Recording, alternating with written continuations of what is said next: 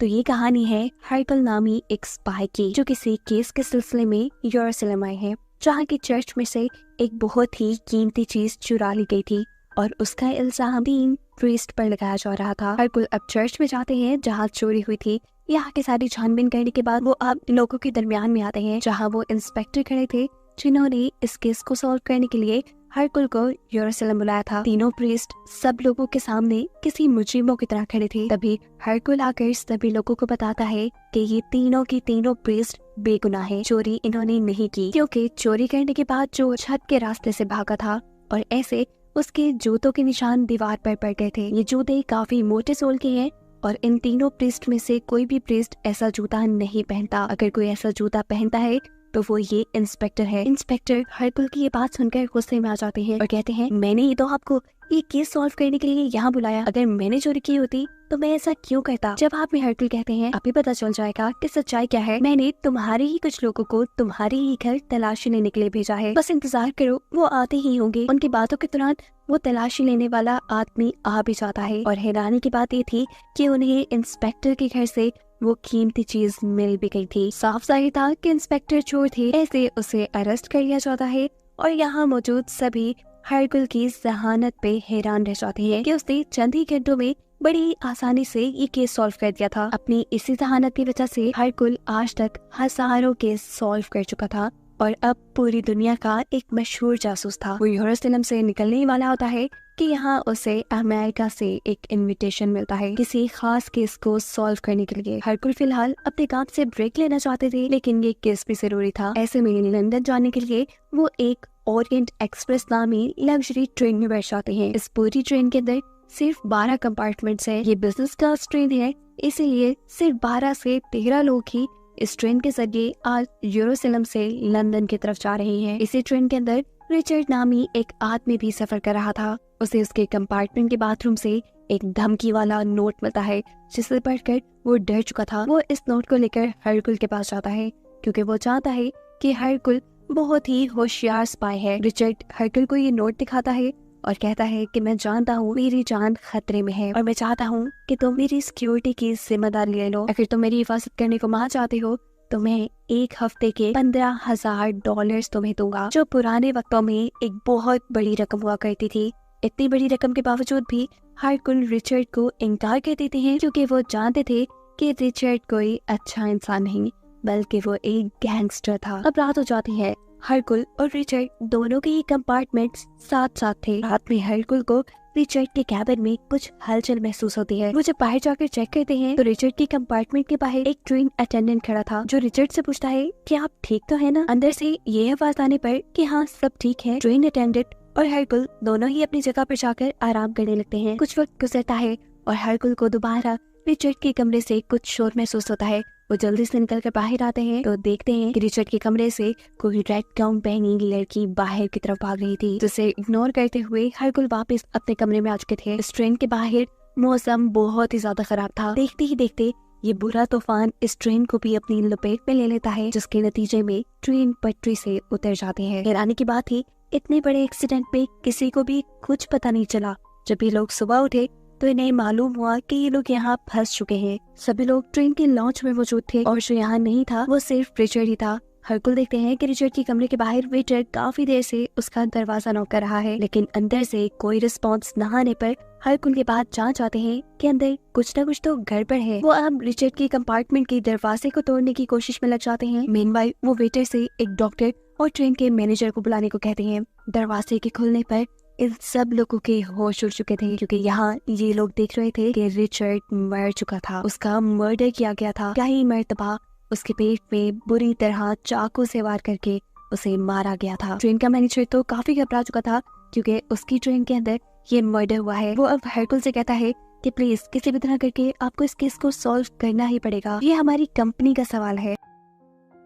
हरकुल उसका केस लेने से साफ इनकार कर चुके थे, क्योंकि वो जानते थे कि ये आदमी एक क्रिमिनल है। लेकिन यहाँ ट्रेन का मैनेजर, जो हरकुल का दोस्त था, वो सिर्फ फोर्स करता है कि किसी भी तरह अगले स्टेशन पे जाने से पहले इस केस को सॉल्व कर दो। मैं भी चाहता कि हमारी कंपनी का नाम इस केस की वजह से खराब हो जाए। ना चाहते हुए भी हरकुल को ये केस लेना पड़ता है, केस सॉल्व करने के लिए वो जब रिचर्ड के कंपार्टमेंट के पास आते हैं तो वहाँ उन्हें बेहोशी की मेडिसिन मिलती है। पहली चीज तो वो ये पता चलाते हैं कि रिचर्ड को बेहोश करके मारा गया होगा, इसीलिए उन्होंने मरते वक्त ना तो शोर मचाया और ना ही अपने आप को बचाने की कोशिश की।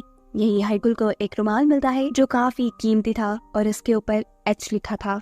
इसके अलावा भी हरकुल को यहाँ काफी अजीबोगरीब सबूत मिलते हैं जिसे हरकुल फेक करार दे देता है और कहता है कि ये सारी चीजें यहाँ पुलिस को डिस्ट्रैक्ट करने के लिए रखी गई हैं। उसे जो एक सबूत सच्चा लग रहा था वो एक लोहे का जला हुआ टुकड़ा था, जिसे जब वो लाल रंग के ऊपर रखते हैं तो उसके ऊपर लिखा हुआ मैसेज वाजिया हो जाता है, जिसमें लिखा था As a strong blood is in your hand, you will die। यानी जो खून तुमने किया था उसके बदले तुम मरोगे। ये पढ़ने के बाद हरकुल ट्रेन मैनेजर से कहते हैं कि कोई इतना आसान केस नहीं, ये मर्डर एक खून का बदला है और केस बिगड़ भी सकता है। यहाँ पर हरकुल ट्रेन मैनेजर को रिचर्ड के किए सबसे अफसोसनाक मर्डर की कहानी सुनाता है, जो कि उसने एक डेसी आर्मस्ट्रॉन्ग नामी छोटी सी बच्ची का किया था। रिचर्ड ने उस बच्ची को उसके घर से किडनैप किया, उसके बदले उसके से बहुत से पैसे मांगे, लेकिन पैसे लेने के बावजूद भी उन्होंने उसकी बेटी का मर्डर कर दिया। ये सदमा आर्मस्ट्रॉन्ग की वाइफ बर्दाश्त नहीं कर पाई और अपनी बेटी के दुख में मर गई। उनके साथ साथ उनका दूसरा बच्चा भी इस दुनिया में आने से पहले ही मर गया। मैनेजर हैरान थे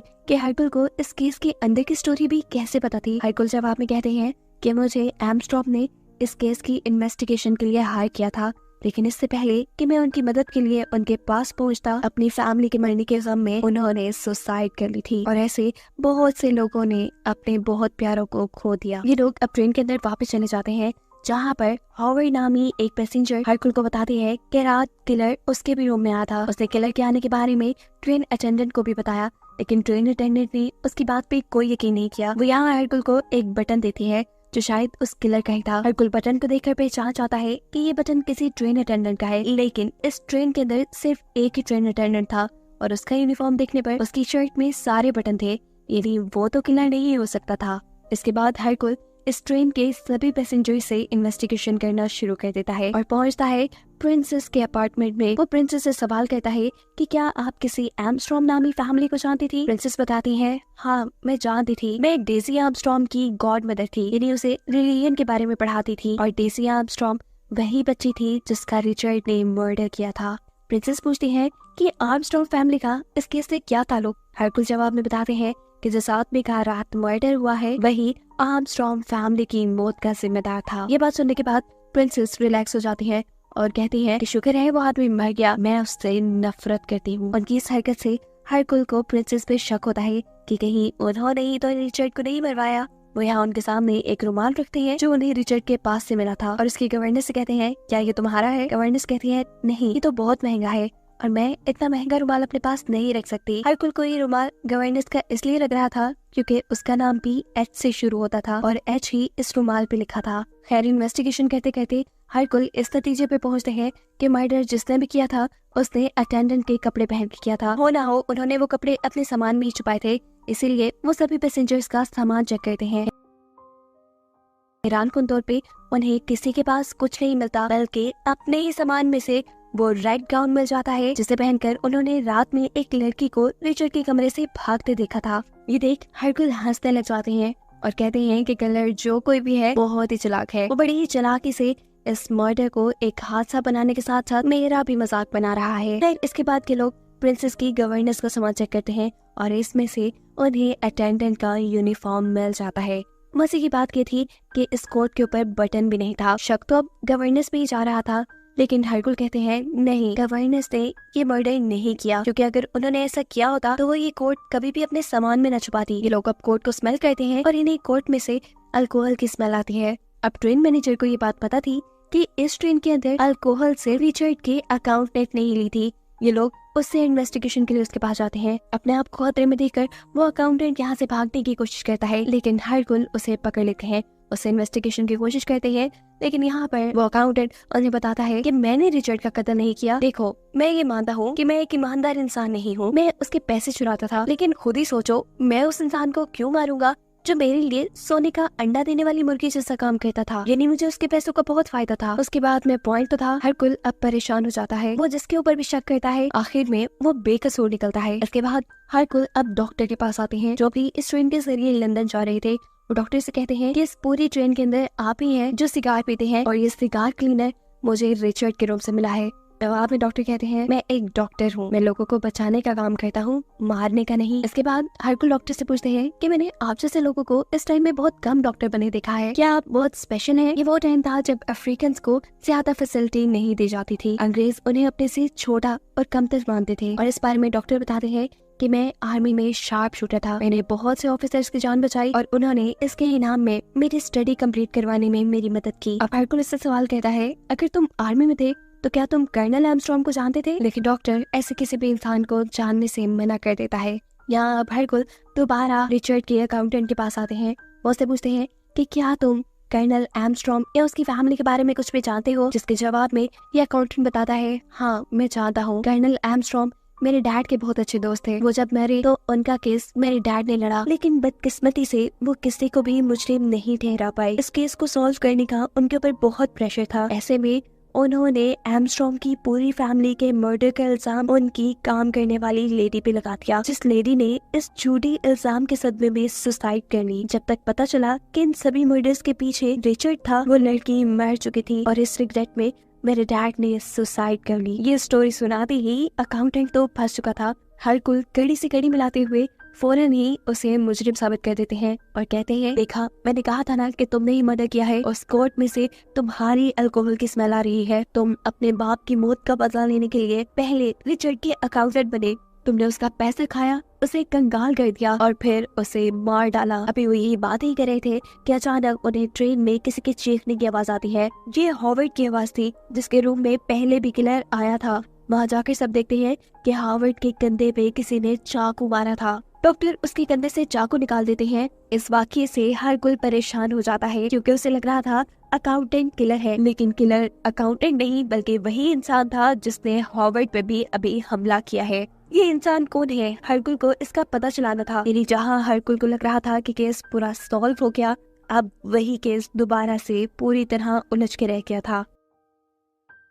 खैर, अब हरकुल एक और मरतबा इन्वेस्टिगेशन स्टार्ट करता है। इस इन्वेस्टिगेशन में वो सारे लोगों से तफ्तीश करना शुरू करता है और एक ऐसे कपल के रूप में आता है जिसमें से लड़की ने अपने पासपोर्ट पे से अपने नाम के साथ छेड़छाड़ की थी। हरकुल पहचान लेता है कि यहाँ पे उसके नाम के आगे एच लिखा हुआ था, यानी उसका नाम हेलिना था और उसने एच हटाकर अलीना कर दिया। हरकुल पूछता है कि तुमने ऐसा क्यों किया? जवाब में वो लड़की कहती है, क्योंकि तुम्हें एक रुमाल मिला था जिसपे एच लिखा था। मैं और मेरे हस्बैंड नहीं चाहते थे कि हम तुम्हारे शक के दायरे में आए, इसलिए हमने पासपोर्ट से एच मिटा दिया। उसकी इस हरकत से हरकुल को शक हो चुका था कि शायद यही कपल मर्डर में और हॉवर्ड पर हमला करने में मुलव्विस है। इन्वेस्टिगेशन करते हुए हरकुल को ये भी पता चल जाता है कि डेज़ी आर्मस्ट्रॉन्ग हेलिना की सिस्टर की बेटी थी। शक और भी ज्यादा पक्का हो जाता है कि शायद अपनी बहन और उसकी फैमिली के मरने का बदला वो रिचर्ड से उसे मार कर लेना चाह रही हो। है अब इन्वेस्टिगेशन हरकुल स्टार्ट करते हैं और एक ऐसी लड़की से मिलते हैं जो डेज़ी आर्मस्ट्रॉन्ग की नर्स थी और उस दिन उनकी लापरवाही की वजह से रिचर्ड डेज़ी आर्मस्ट्रॉन्ग को किडनैप कर पाया था। हरकुल उनसे कहता है कि मैं जानता हूँ आपने इसी चीज का बदला लेने के लिए रिचर्ड को मार डाला। अभी वो यही बात कर रहे थे कि अचानक पीछे से कोई उनके ऊपर गोली चला देता है जो उनके कंधे को छू के चली जाती है। ये गोली चलाने वाले और कोई नहीं बल्कि डॉक्टर थे, जो हरकुल से कहते हैं, बस बंद करो ये सारी इन्वेस्टिगेशन, मैंने ही मारा है उसको, क्योंकि रिचर्ड मेरा सबसे बड़ा दुश्मन था। उसने मेरे सबसे प्यारे दोस्त कर्नल आर्मस्ट्रॉन्ग को मार दिया, जिसने उस वक्त में मेरा साथ दिया था जब कोई हमें पसंद नहीं करता था। रिचर्ड जैसे बेरहम आदमी ने उसकी पूरी फैमिली को मार डाला और इसी गुस्से में मैंने उसका मर्डर किया। अभी वो लोग यही बातें ही कर रहे थे कि अचानक उन्हें ट्रेन में एक झटका महसूस होता है। पता चलता है कि जो ट्रेन तूफान की वजह से पटरी से उतर चुकी थी वो वापस पटरी पे आ गई है और आगे चलने के लिए तैयार है। लेकिन अब ट्रेन के चलने से पहले सभी पैसेंजर्स की हरकुल मीटिंग रखता है। वो इन सब से कहता है, मैं जानता हूँ कि आप में से कोई भी किलर नहीं है। डॉक्टर जो इस मर्डर को कन्फेस भी कर रहे हैं वो भी किलर नहीं है, लेकिन मर्डर की मिस्ट्री खुल भी नहीं रही और मुझे तो इस मर्डर के पीछे सिर्फ दो ही कहानियां समझ आ रही हैं। एक ये कि कोई किलर अटेंडेंट के कपड़ों में रिचर्ड के कमरे में आया, उसने रिचर्ड को मारा और फिर मिसेस हॉवर्ड के कैबिन की विंडो से भाग गया, क्योंकि उसका बटन मिसेस हॉवर्ड के कंपार्टमेंट से मिला था। और अगर मैं दूसरी कहानी तक जाऊं तो मुझे खुद भी उस कहानी पे यकीन नहीं हो रहा, क्योंकि आप में से कोई मुझे किलर नहीं लगता, लेकिन मेरा सारा शक और सारे सबूत आप सभी लोगों के खिलाफ है। मुझे लगता है कि ये मर्डर आप सब लोगों ने मिलकर किया है और आप सभी के पास ऐसा करने की कोई ना कोई रीजन भी मौजूद है। जैसे कि डॉक्टर जो कर्नल आर्मस्ट्रॉन्ग की वजह से ही डॉक्टर बने, उनकी लाइफ अच्छी हुई और वो तो मान भी रही है कि उन्होंने अपने दोस्त का बदला लेने के लिए उनका मर्डर किया, लेकिन किलर मुझे ये भी नहीं लगते। दूसरे नंबर पे आर्मस्ट्रॉन्ग की बेटी की नर्स, जिन्होंने उस रात नशे में धुत होने की वजह से लापरवाही की और इसी वजह से डेजी आर्मस्ट्रॉन्ग का रिचर्ड किडनैप कर पाया। अपने इसी रिचर्ड का बदला लेने के लिए वो रिचर्ड को मार सकती थी। तीसरे नंबर पे हेलिना, जिसकी बहन और बेटी रिचर्ड की वजह से मिली। चौथे नंबर पे प्रिंसेस, जो डेजी आर्मस्ट्रॉन्ग की गॉड मदर थी, उसे रिलीजन पढ़ाती थी और उससे बहुत प्यार करती थी। और फिर मिसेस हॉवर्ड, जिनके कंधे पे भी किलर ने हमला किया था, वो तो डेजी आर्मस्ट्रॉन्ग की ग्रैंड मॉम थी।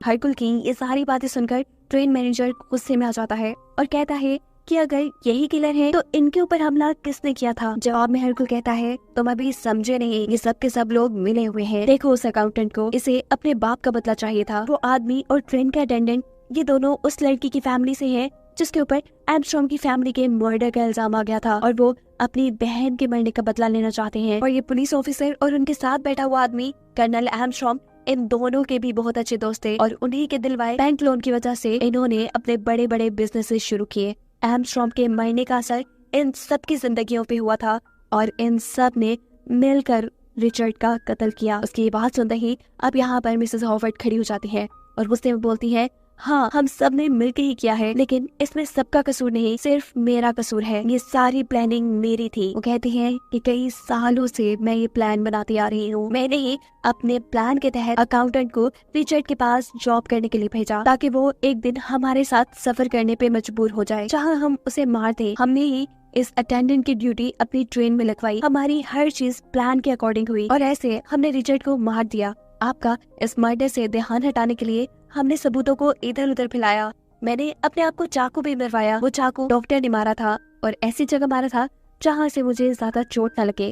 और ये चाकू इसलिए मारा गया था ताकि आपको लगे कि किलर मर्डर करके यहाँ से भाग गया है, पर आप तो इस मर्डर के पीछे ही पड़े रहे। हरकुल उन सभी की बातें सुनकर दुखी हो जाता है, क्योंकि वो खुद भी जानता था कि रिचर्ड कोई अच्छा इंसान नहीं था। उसको मारकर इन्होंने कोई बुरा काम नहीं किया था। हरकुल अब टेबल के ऊपर अपनी गन रखते हैं और यहाँ से जाने लगते हैं। जाते जाते वो कहते हैं कि मैं झूठ नहीं बोल सकता। मुझे अगर किसी ने इस मर्डर के बारे में पूछा तो मुझे सच बताना पड़ेगा और इससे अच्छा यही है कि तुम लोग मुझे यही मार दो। सभी दुखी थे।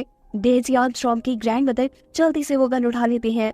हरकुल आगे की तरफ जा रहा था। वो हरकुल की तरफ गन तानती है, लेकिन उनसे हरकुल को मारा नहीं जाता और अब वो उस गन को अपनी गर्दन पे रखकर शूट कर देती है। लेकिन पता चलता है कि उसके अंदर तो बुलेट्स ही नहीं थी, जो हरकुल पहले ही निकाल चुका था। वो तो बस इन लोगों को टेस्ट कर रहा था कि क्या इन लोगों के अंदर इतना हौसला है कि ये किसी को मार सकते हैं। ये सब के सब उसके टेस्ट में पास हो गए थे। ये सब मासूम थे। इन्होंने बस अपना बदला लिया था। इसीलिए अब हरकुल इन सब को बचाने का फैसला करते हैं। सफर दोबारा शुरू हो जाता है। वो इन सबसे कहते हैं कि तुम लोगों ने जो भी किया ठीक किया। मैं अगले स्टेशन पे उतरकर पुलिस को यही बताऊंगा कि कोई अनजान आदमी अटेंडेंट के कपड़ों में रिचर्ड के कमरे में आया, उसने रिचर्ड को मारा और फिर मिसेस हॉवर्ड के कैबिन के विंडो से भाग गया।